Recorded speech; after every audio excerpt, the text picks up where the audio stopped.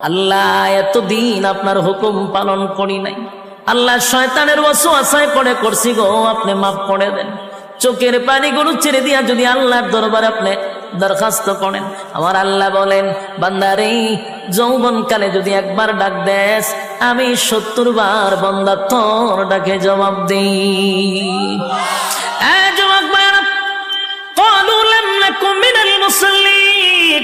যারা দুনিয়ার জমিনে মুসল্লি ছিল না তারাই তো জাহান্নামী, এক নম্বরে জাহান্নামে যাওয়ার কারণ।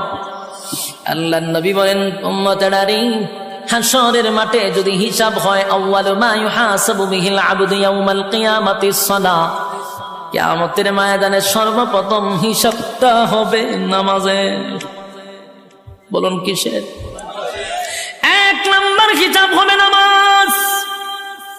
অথচ আমাদের সমাজের মানুষ নামাজটাকে বড় অবহেলা করে, নামাজ পড়ে না, হেলায় আর কেলায়। জিগাইল হুজুর আমার ফ্যান বালা না, কি হয় ফ্যান বালা, হুজুর আমার সময় নাই, আমি খুব ব্যস্ত। আল্লাহ বলবে বান্দারে সময়ের মালিক তো আমি, রাইতে দিনে ২৪ ঘন্টা সময় তো আমি দিছি, আমার দেওয়া সময় কেন আমারে দিলি না? মন গড়া জিন্দিগি কেন চালাইলি?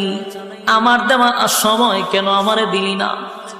ইমাম সাহেব মাদ্রাসার মুহতামিম যদি বলে আসেন না নামাজে যাই, উত্তর দেয় হুজুর সময় নাই। যেই লোকটা বলছে হুজুর সময় নাই, এই লোকটা দেখবেন বন্ধুদের আড্ডায় সময়ের অভাব নাই, চাকরিতে সময় আছে, ব্যবসাতে সময় আছে, বউ বাচ্চারে সময় আছে, বন্ধুদের আড্ডায় সময় আছে, বিপিএল খেলায় সময় আছে, আইপিএল খেলায় সময় আছে, বিশ্বকাপ খেলায় সময় আছে।